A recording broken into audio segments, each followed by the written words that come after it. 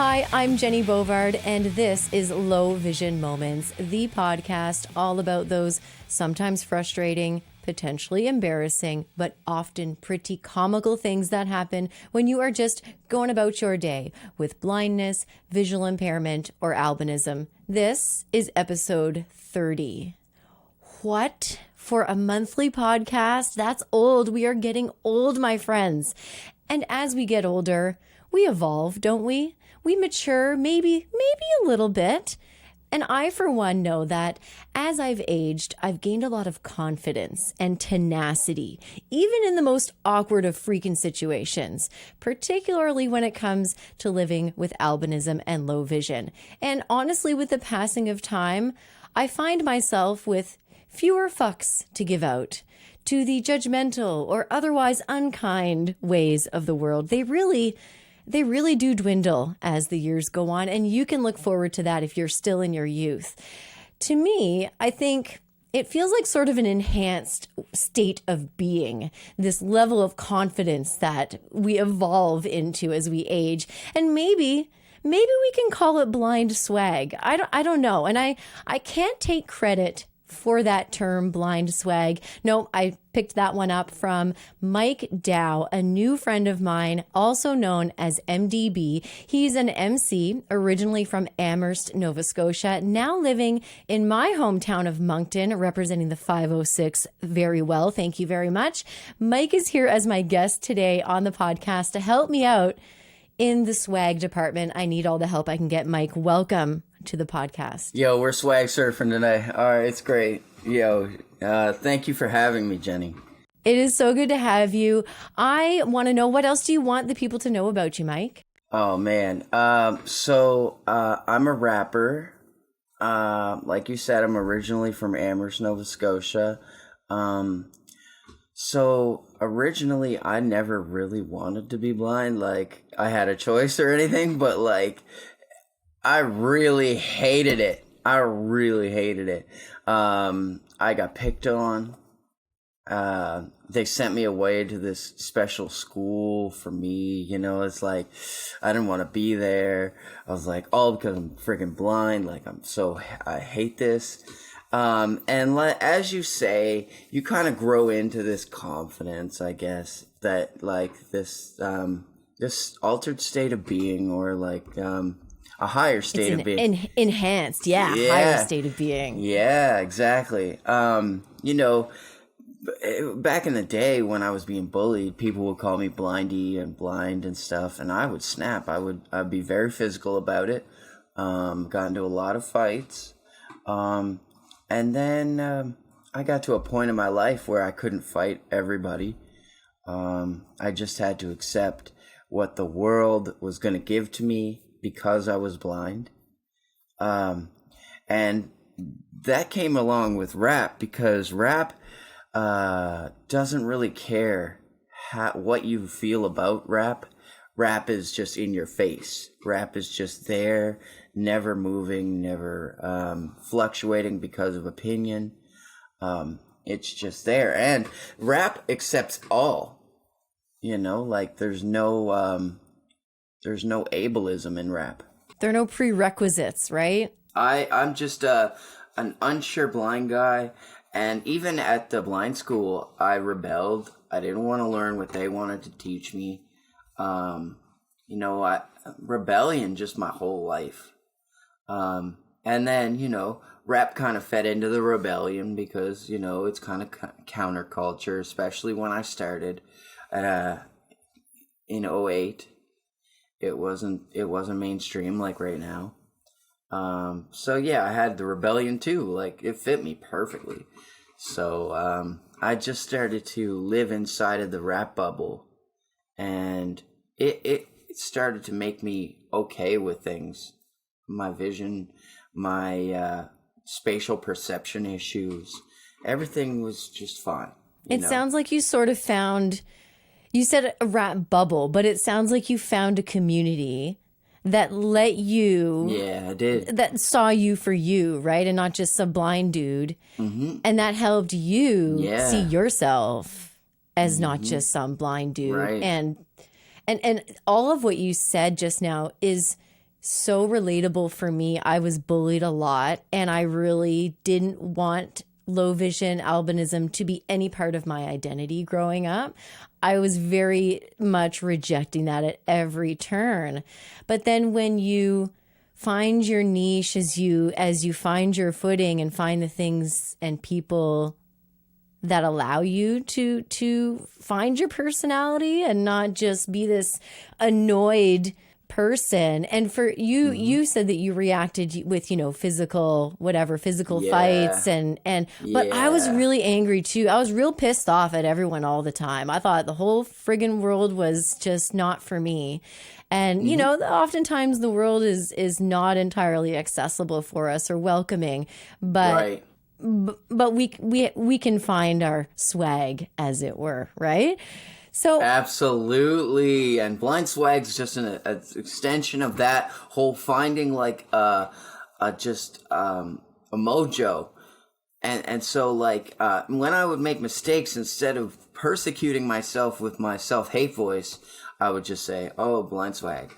yeah, you're speaking my language, Mike. And it's so relatable. I used to get so mad and frustrated with myself. And so I'm so glad we're here to talk about this today. But before we get more into what the hell blind swag means, I love this new term. I smell a clothing line. I got a couple of ideas. Let's go. I got a couple things written down for other things, but blind swag, that's got to be on a shirt. That's got to be on a hat.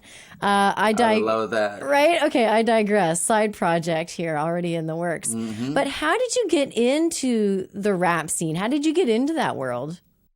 All right, so my late brother, Dennis Collins, I met early in my transfer from Amherst to Moncton.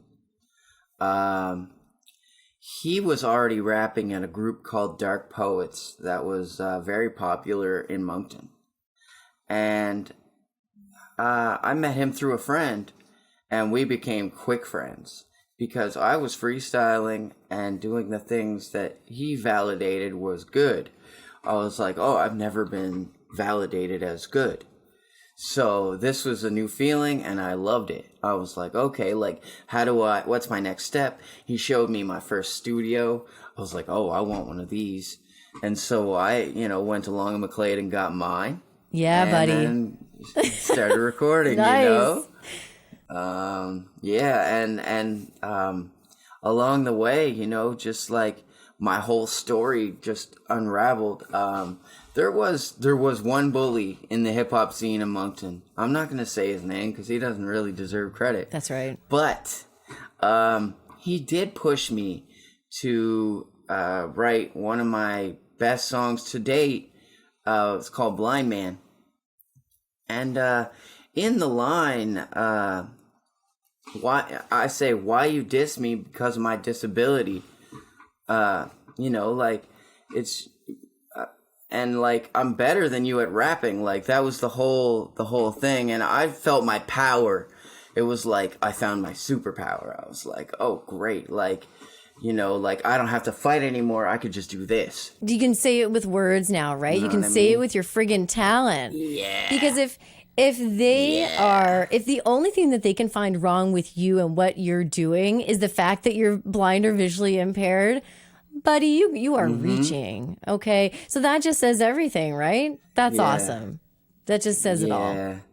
So my, Blind Man was inspired by a bully. He was flooding the message board with, why you letting this blind guy on stage? What's he doing here? And I put all that to rest. And, it was basically over after that. And I found my superpower. I was like, oh, this is what I want to do forever now.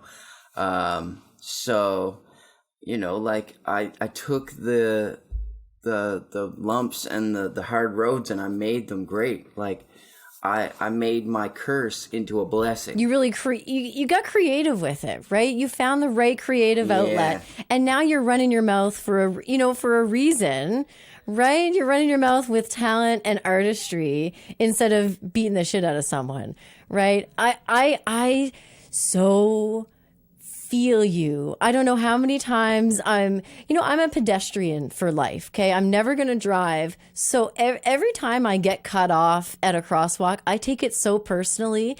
And I constantly have to remind myself, there's no point in cussing this person out. I should just save this for the podcast. I should save this for a story time, and we'll use this energy elsewhere.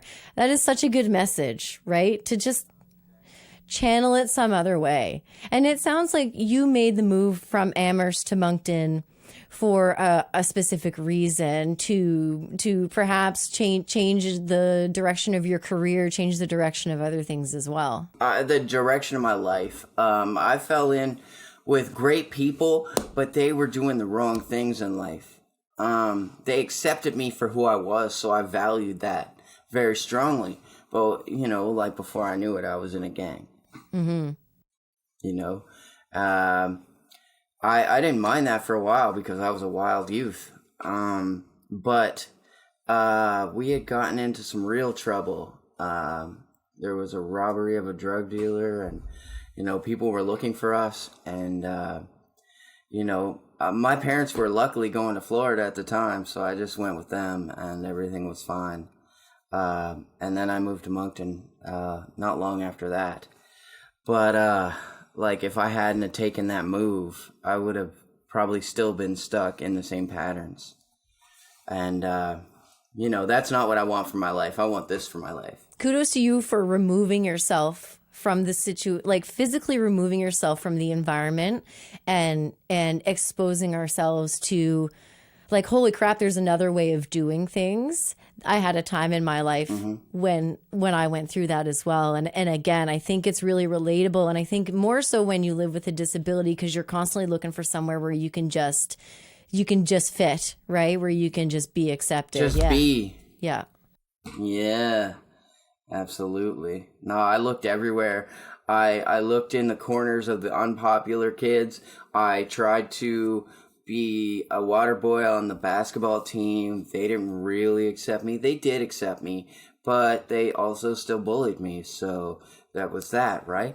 But these people, they truly accepted me and just let me go through my phases of partying and doing things that weren't necessarily the greatest for me, but still had advice, and they were just great people, but doing the wrong You can things. be a good person and maybe not have that many choices and sometimes make, bad choices or dangerous choices. So I don't judge anybody. I don't judge anybody for how they live their lives. I spent time with a lot of people who did a lot of shady shit, and I turned out okay myself. So it all feeds into who we evolve, how we evolve into having this from being these angry kids getting bullied and not understanding how to channel that shit and not understanding where we fit. Now we're at a place where we've got swag. It's given us. I think it's really given me. I hesitate to use the word swag because I don't know if I actually have swag, but no, you have swag. Come on. Well, you just met me, so I'll take that as a huge compliment. I mean, swag the whole time I've known you. Swag. Right on. Now, okay, yeah. I'm gonna tell you. I think it takes many forms, though. I think there's a lot of ways that we exhibit swag in our day to day, and I'm gonna tell you about one. I have extreme light sensitivity. I say this a lot on the podcast, but I'm extremely sensitive to lights. So anytime I leave the house, even sometimes when I'm indoors out in public, I've got these sunglasses that fit over my regular glasses. They have extra plastic around the top and the bottom and the sides. So they block out all the light on all sides. So I wear these until they fall apart. And last summer I needed a new pair. They had fallen apart. They had bit the dust. So I was really delighted to find a pair that were actually kind of fashionable. I don't know if you know the type of sunglasses I'm talking about, but often... Yeah. Mike, I don't know if you know, but often they look like you stepped out of like a sci-fi story because they're like big and... Orange. Yeah, they can be big, orange, not super fashionable. I mean, unless you know how to work it. But these were like... kind of fashionable sunglasses. And I was really excited to be wearing these new shades out and about. I had been wearing them for about a week. Okay. About a week goes by. They're starting to get a little dirty. Okay. They get a little smudgy sunscreen makeup up in there. So I'm cleaning them before leaving the house one day. I'm wiping the lens. Don't I find a sticker on the lens? It was on, not in the center, but near one of the edges. The sticker that said something like in tiny text, it was like polarized UV, blah, blah, blah. I was like, first of all, why the hell didn't anybody tell me that I had a sticker on my shades this whole time, this whole week? I had been so many places and seen so many people and nobody mentioned it. So that was my first thought. Second thought, okay, I was embarrassed for maybe like a second, but I had then reached a point in my life where I was like, you know what, this is actually kind of funny. And I'm going to tell this story to everybody now because it's it's kind of funny. If you ever had any doubt, friends or family, whether or not I could see, here's your proof. I walked around with a sticker on my shades for like a week and I didn't even know it was there. It didn't even make a difference. And then my third thought was, this is pretty funny. And it made me think of, you're like, we're similar in age. So when you were in high school, I don't think people still do this. I'm really dating myself. But you'd get a really nice like fitted hat and all these people had like the big shiny sticker still on the brim, like the sticker of authenticity. Do you know what I'm talking about? Absolutely. So I was like, well, shit. Maybe people just looked at me like I had extra, I don't know, authenticity on these sunglasses. These babies are polarized and I've got the sticker to prove it. Yo, I'm going to age myself even further. My dad used to tell me that Minnie Pearl would buy hats and leave the tags on them. No. So that's just some Minnie Pearl shit right there. I didn't know that. Yeah, she was a country star. I know who Minnie Pearl was. That's incredible. Do you? Nice. Oh, that's too funny. Yeah. So again, I was like, no big deal. But you know, if I was still in school and I had known that I had been walking around like that, I'd have beat myself up for days about that. I'd have felt real bad about that. Yeah. But now I'm sure. unapologetic and I'm casual about that. So I think, tell me if I'm wrong. Unapologetically blind. I love that. That's swag. Okay, I was going to ask you, is this a good example? No, it's swag for sure. Okay. Yeah. Blind swag is like anything that you want to beat yourself up for, but it's just swag now. You know what I mean? Like, but also the swag could be like your sunglasses because they're swag, right? Yeah. Like not everyone has to wear these. It's kind of exclusive. So that's blind swag right there. There you go. Yeah.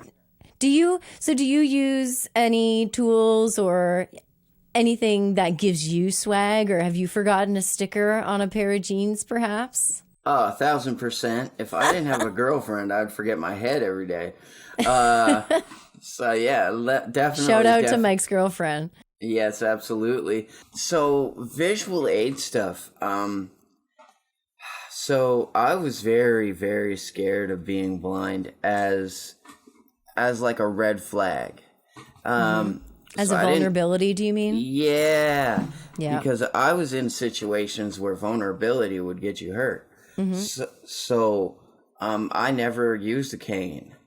I did have a monocular, but I stopped using that actually too. So I'm kind of just walking around letting nature take its course, I guess. Like... Well, you made it here today, so it's going okay. Do you use It's going all right. Do you use your smartphone for a lot of day-to-day stuff? Do you take it out and read menus and that type of stuff? Yeah, absolutely, because you can zoom in. Right. Exactly. Yeah. Smartphone changed the game for me. I was having a lot of trouble with stuff, and then, kind of helps. People... I have a friend now that swears it off, and he's blinder than me. I'm like, man, it would really help you. Like, come on. Like, yes, keep preaching that to them. I tell everyone. Yeah, I know, but he's like, oh, technology. I'm like, whatever, like, you know, oh, the world's gonna taken over by computers one day. I'm like, yeah, but he's right at the same time. Like, it would help you in the midterm. I know a few people like that who are a little bit reluctant, but it just makes life so much easier. What would you give as a really good blind swag example of your day-to-day life? We all have, like, the story of, like, oh, I got into the wrong car. Yep. But, like, have you done it when you were trying to buy drugs?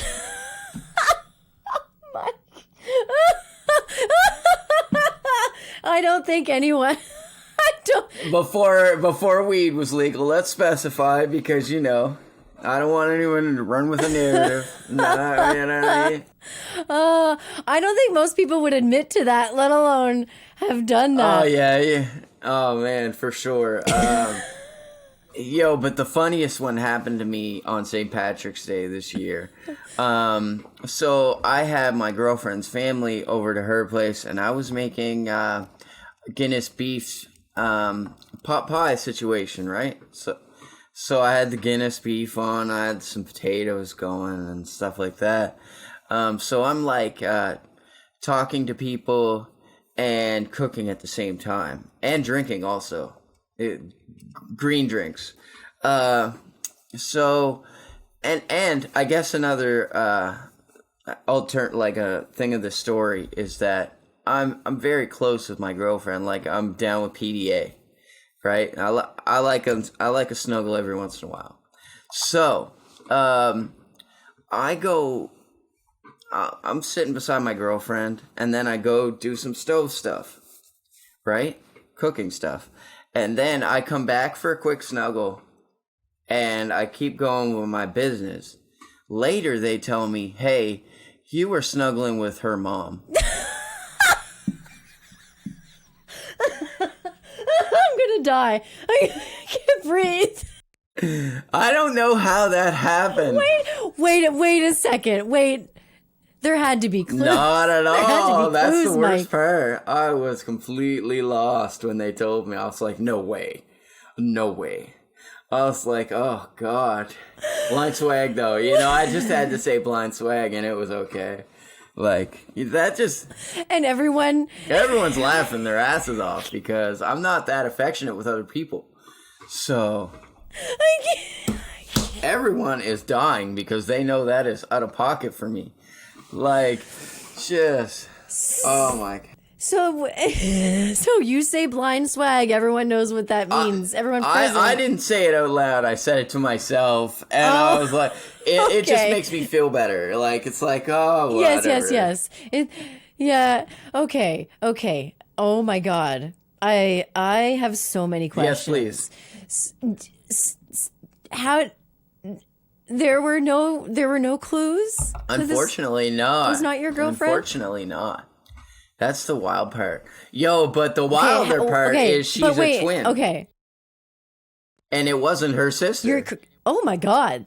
The twists just keep coming. She has an identical twin sister. But nothing has happened there. Well, like, smaller, like, less crazy stuff has happened. Like, I'd be walking up to her sister, and her sister would be panicking, like, Bridget's over there, like, you know what I mean? Yeah.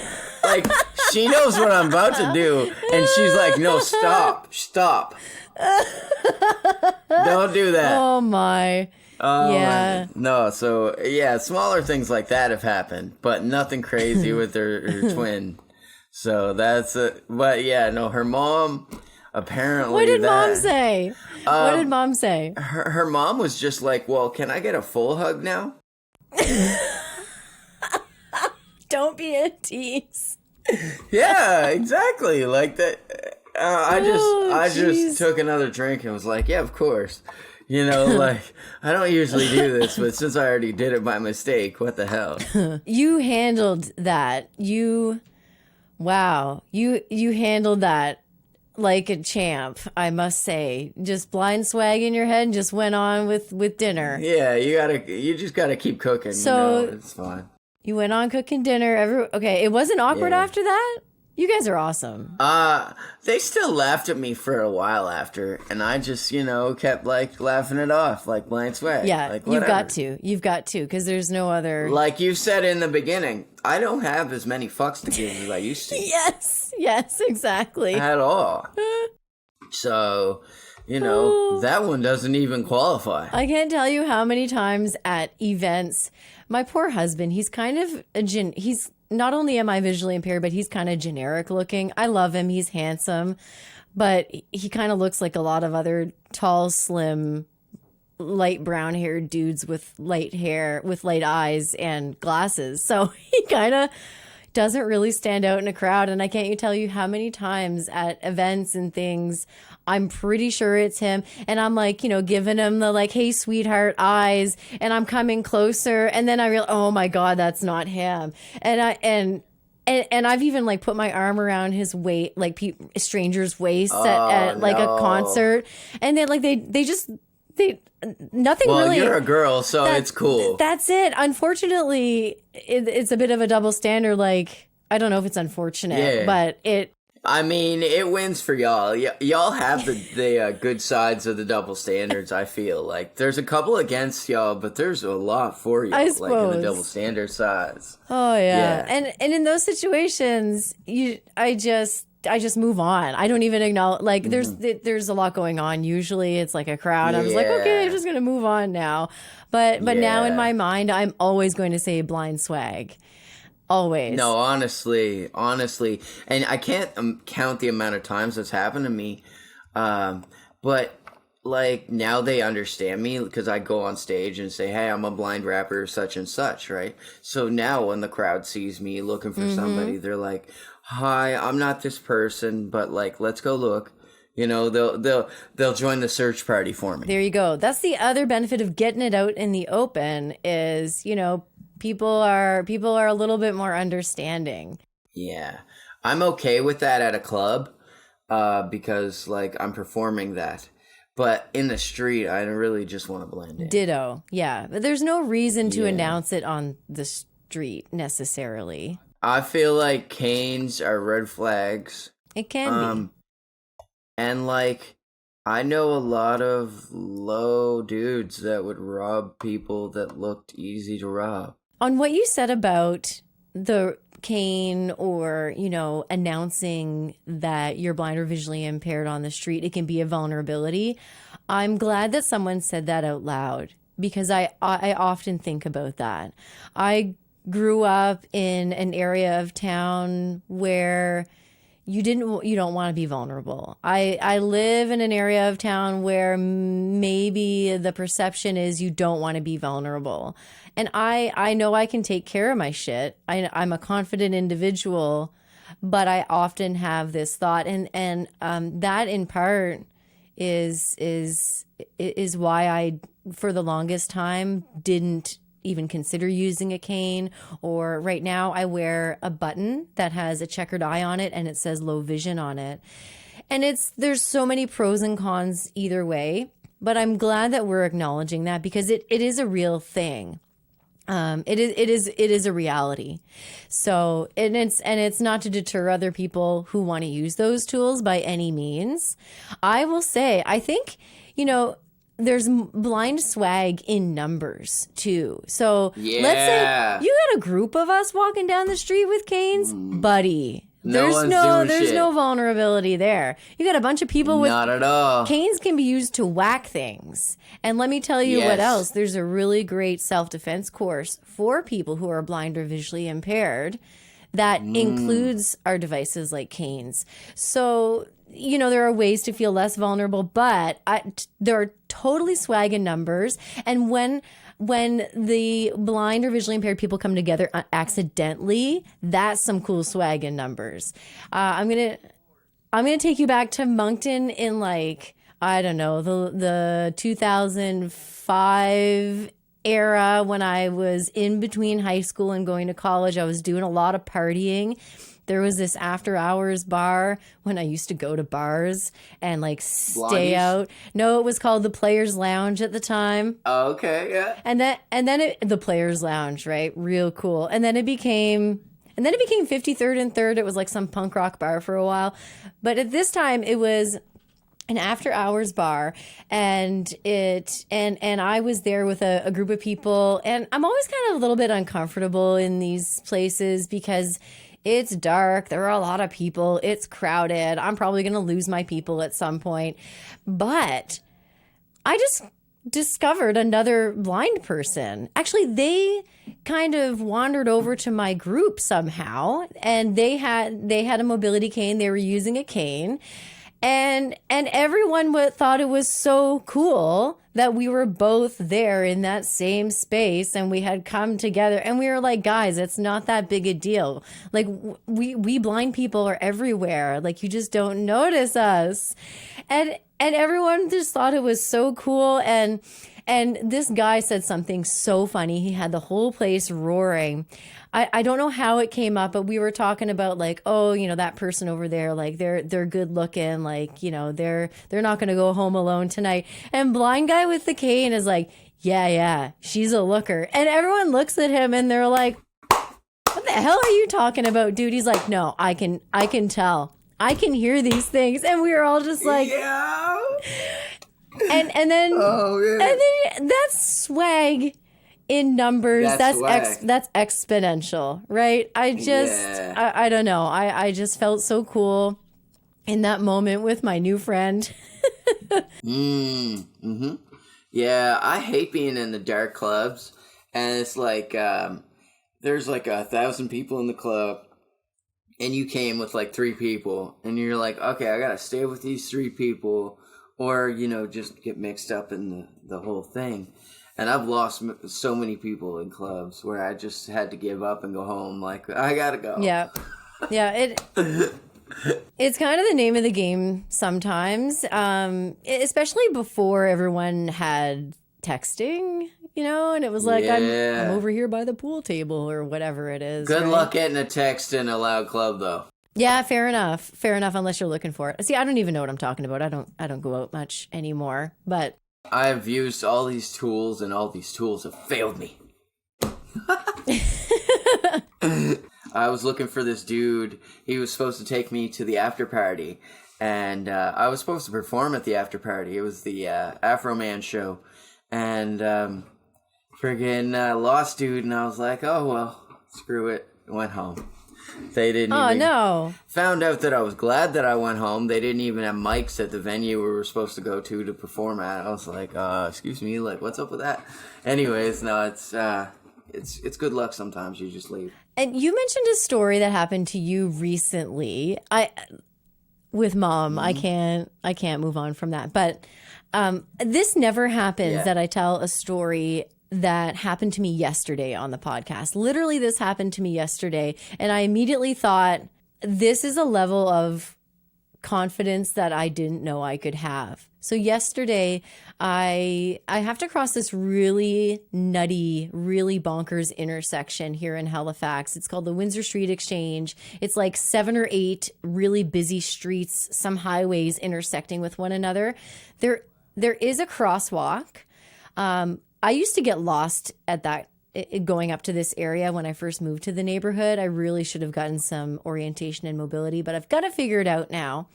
But I was walking my dog to doggy daycare yesterday, going through this intersection, and I was in a bit of a rush. I like to run. My dog likes to run. So we were jogging a little bit, right? I'm a little bit overconfident, perhaps.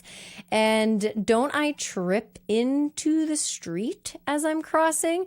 Like, worst nightmare type stuff with the dog leash in hand. So I sort of tripped over the lip. There's like a lip in the street after the curb, and it shouldn't be there. It's something that shouldn't be there, and I didn't see it, obviously, and I was rushing. So I sort of fell into the street in front of a ton of traffic. And if it could have been really bad. I was totally uninjured though, and totally unfazed. To my shock, I was totally unfazed. I didn't have anxiety or stress about it or anything. I just calmly... Not even after? No, dude. I just calmly picked myself up, continued walking my dog to doggy daycare. And following that, normally I would have had all this stress and anxiety about like, holy shit, what could have happened? I could have dropped the dog leash, da da da da da. But instead, I was really proud of myself. And I was just like, no, that was fine. I handled that with the utmost confidence that I have gained through all of the stupid things I've bumped into and all the, and all the stuff I've tripped over and all the people I've bumped into. So that's swag to me. Like, absolutely swag. Like, you picked yourself up like a soldier running through a military course. Like, let's go, soldier. And I don't know that someone who has had good, eyes that work well their whole lives, I don't know that they would have been able to walk out of that with such confidence because they haven't fallen over as many times as I have. They'd be flustered. I think they would be, right? Yeah, for sure. Has anything like that ever happened to you? I've fallen so many times, like you said, that it's just like, I kind of know what your feet are going to do in certain things. Like, I almost have learned to use my feet as a cane. The only thing that really scares me is ice, because you can't see that coming. It just happens. And it's, just like, then I'm falling. Like, it's like nothing I can do, nothing I can write my, but the just getting up and moving on, like, I won't have fear in the moment because there's no time. But after the moment, I will think of all the things that could have went wrong. That's pretty normal. And that's what I expected of myself that yesterday too. Yeah. But I was like, damn, I'm really, I don't know, I'm at this higher state of being, as you called it. It's really kind of, really kind of nice. Hell yeah. No, for sure. It's just the experience of life. Like, okay, I've been here before. Like, let's go. Let's just keep it moving. Well, like I was saying, when I don't drive, you have to, you have to really budget your time really carefully. And that might be part of it. Like, I had places to go in both directions. Getting home, I had work to get back to. And I think that's certainly a part of it too. I really am so glad that you have helped me better understand blind swag and swag in general. I feel cooler just having spoken with you today, Mike. So thank you so much for coming by and helping us understand. Yo, I feel more normal speaking with you now because, like, I just felt like I was my own thing, like, and now I hear, like, oh, everyone else is dealing with this thing too. And it brings us together. I think it's really, really great that we can relate, because you're not, I'm going to say something and I don't mean it to be rude, but you're not special. There are a lot of us, Mike. That's great. Come and talk to us. We want to talk to you, and we get it. I love it. And that's what the listeners are going to get too, right? They're going to get, oh, here's another dude that relates to what is going on in my life in one way or another. And I rap about that shit too. So if you can relate to these stories, you can relate to my music also. I was just actually going to say that before we go, that you include a lot about your life with visual impairment in your work, in your music.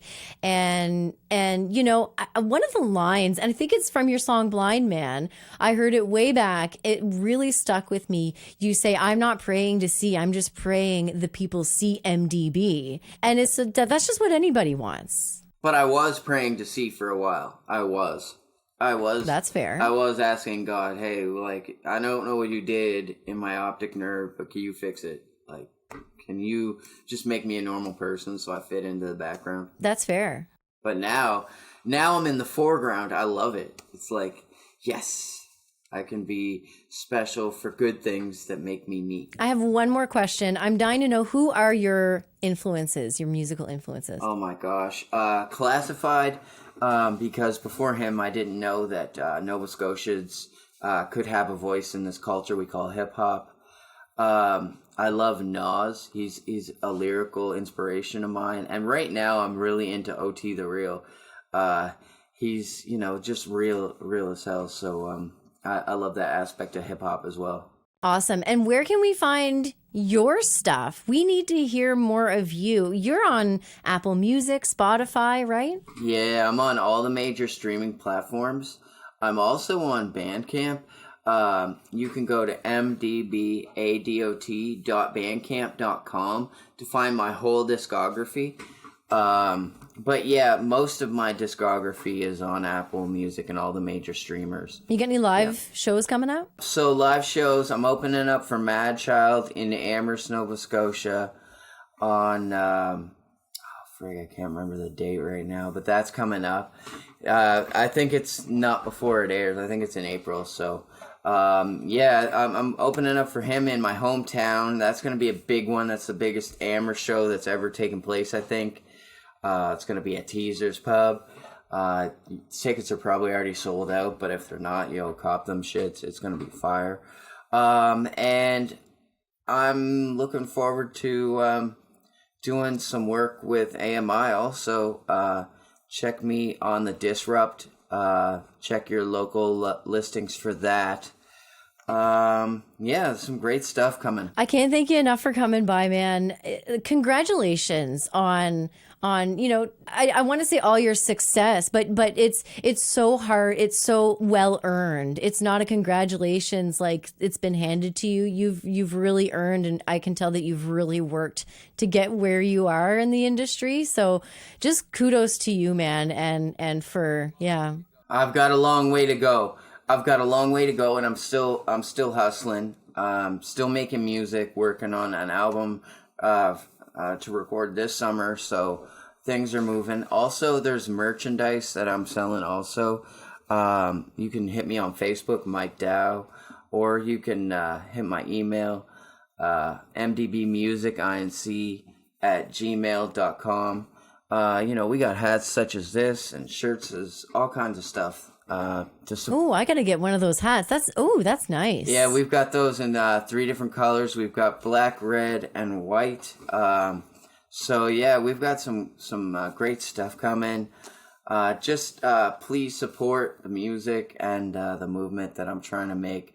A lot of good stuff coming this summer, so please stay tuned. Thanks so much, Mike. We'll be in touch, eh? Thank you so much, Jenny. I appreciate you and AMI so much for all the things you've done to help me. Well, you're in my neck of the woods, so I hope we cross paths again sometime soon. It has been such a pleasure, and I can't wait for our clothing line to come out one of these days. Let's go swag. Hey. Thank you for joining us for this lesson on blind swag. I hope you took notes because there will be a test, and that test, my friends, is life. If you have any suggestions or feedback about the podcast, I would love to hear from you. Even if you'd like to be a guest, you can leave a comment on YouTube, or you can send an email to podcasts@ami.ca. You can even give us a call and leave a voicemail at 1-866-509-4545. One more time, that phone number is 1-866-509-4545. Please make sure to mention Low Vision Moments in your message, please, and thank you. You can come and follow me on Instagram. I'm there under uberblonde4. That is UBERBLONDE and the number 4. The following people make this podcast possible: Mark Aflalo is our technical producer, Tech Swag. Ryan Delahanty is our podcast coordinator, emotional support swag. Thank you, Ryan. Manager at AMI Audio, Andy Frank. He's got microphone swag. Yeah, for sure. Until next time, does this sticker make my sunglasses look big?